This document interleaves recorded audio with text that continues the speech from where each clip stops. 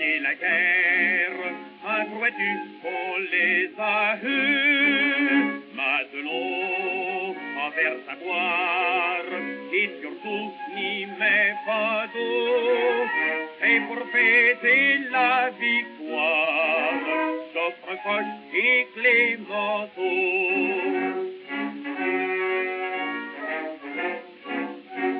Après 4 ans d'espérance, tous les peuples alliés, avec les poilus de France, font des moissons de laurier, et qui préside la fête, la joyeuse Madelon. Dans la plus humble guinguette, on entend cette chanson. Oui, Madelon, à boire et du bon. Madelon, emplis mon verre et chante avec les poileux. Nous avons gagné la guerre, un crois-tu qu'on les a eus? Madelon, en faire savoir, et surtout n'y met pas d'eau. Et pour fêter la victoire, Coffrepoche et Clémenceau.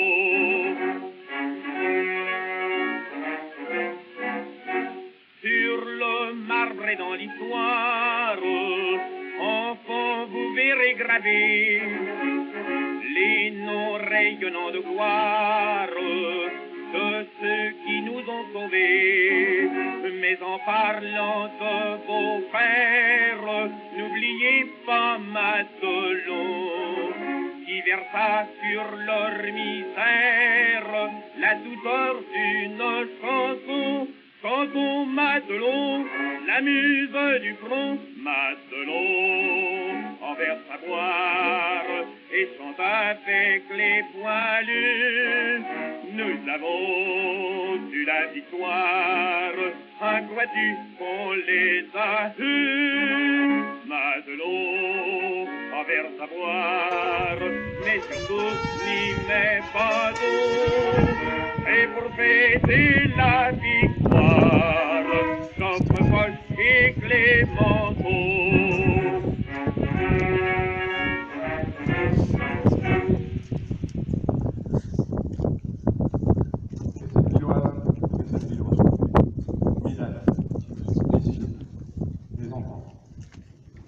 Nous commémorons le centenaire de l'armistice 1912, celui de la Grande Guerre. Or, une guerre n'est jamais grande, car elle porte en elle les germes de la haine et de la division. Et cette guerre est née d'une volonté de revanche. Rien ne fut grand, tout fut lourd. Le bilan des morts, celui des blessés, des mutilés, celui des dévastations, des incendies, des pillages. Ce fut la Première Guerre mondiale, une guerre totale, où les combattants des armées de terre, de l'air, de mer et ceux des troupes coloniales des grandes puissances de l'époque subirent de plein fouet la guerre du fer et des tranchées, que l'on croyait être là, la terre des terres. De tous les noms menés à ce conflit, du début du XXe siècle, ne résonnent plus aujourd'hui que des cris, des plaintes, de l'indignation et de l'indicible souffrance qui furent exprimées en leur temps, sous le déluge de feu et de fer, sous le fracas des bombes et mitrailleurs.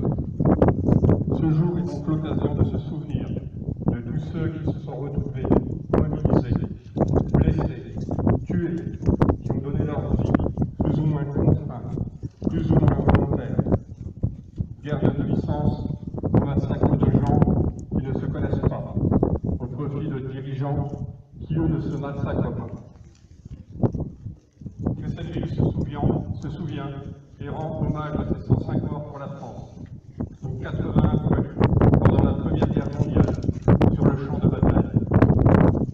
En 1914, sur l'ensemble du front de la Belgique au nord de la France à la bataille de la Marne. 1915, lors de l'expédition de Dardanelles.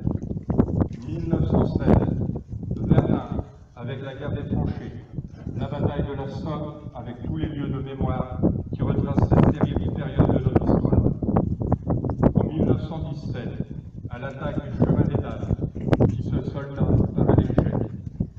Il y a 100 ans, à la même heure, les combats cessaient après plus de 4 ans de conflit, et l'armistice était signé dans un train à Redon, suivi de la conférence de la paix et du traité de Versailles en 1919. Les pertes humaines de la Première Guerre mondiale s'élèvent à environ 18,6 millions de morts. Ce nombre inclut 9,7 millions de morts pour les militaires et 8,9 millions pour les civils.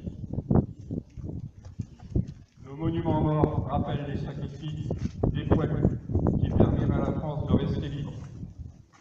Nous avons le devoir de perpétuer le souvenir des deuils et souffrances et de les transmettre aux jeunes générations qui doivent se montrer très vigilants afin de ne pas être condamnés à revivre un tel passé. Et les invitations à agir pour devenir citoyens d'un monde sans guerre, sans haine. Ces valeurs doivent également être rappelées aux adultes qui trop souvent les ignorent. N'oublions jamais que ces soldats ont laissé derrière eux ce qu'ils comptaient le plus au monde à leurs yeux. Leur famille, leur amour, l'espoir d'une vie heureuse, ne les oublions jamais. Vive la paix!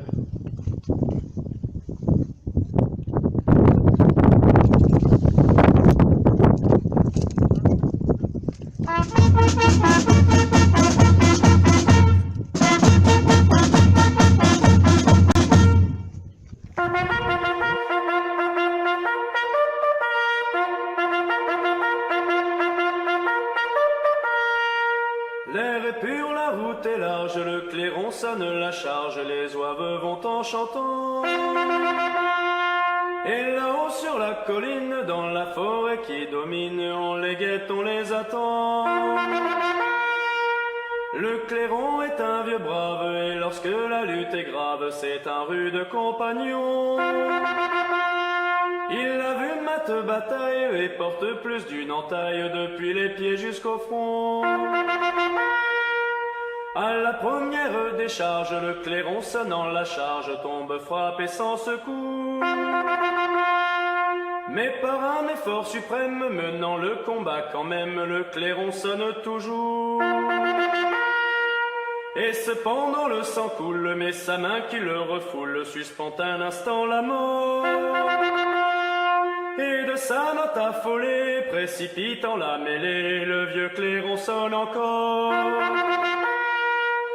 Il est là couché sur l'herbe, dédaignant blessé superbe, tout espoir et tout secours. Et sur sa lèvre sanglante, gardant sa trompette ardente, il sonne toujours. Puis dans la forêt pressée, voyant la charge lancée, les oies bondissent. Alors le clairon s'arrête, sa dernière tâche est faite, il achève de mourir.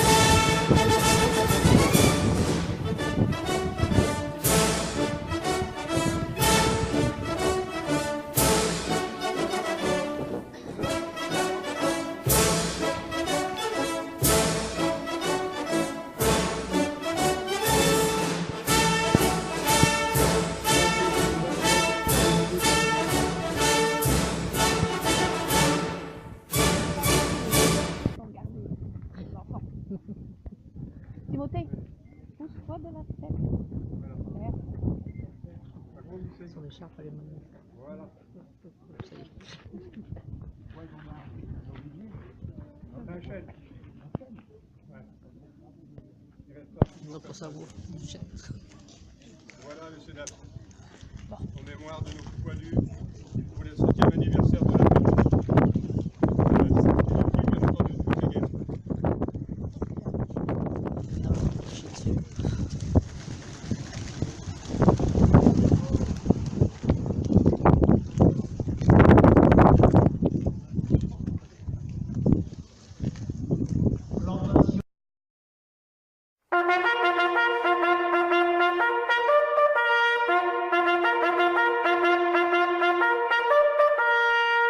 L'air est pur, la route est large, le clairon sonne la charge, les oies vont en chantant.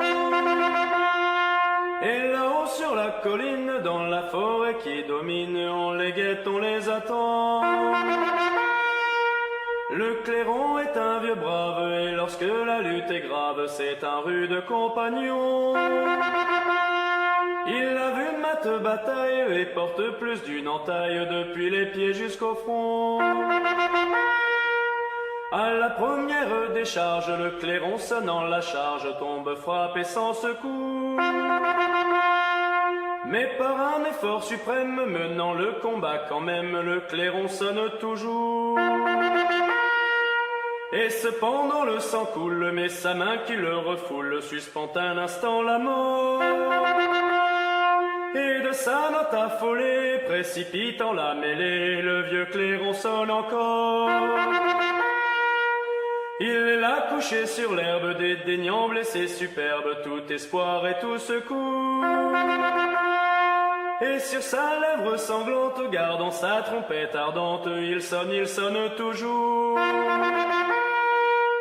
Puis dans la forêt pressée, voyant la charge lancée, les oies bondir.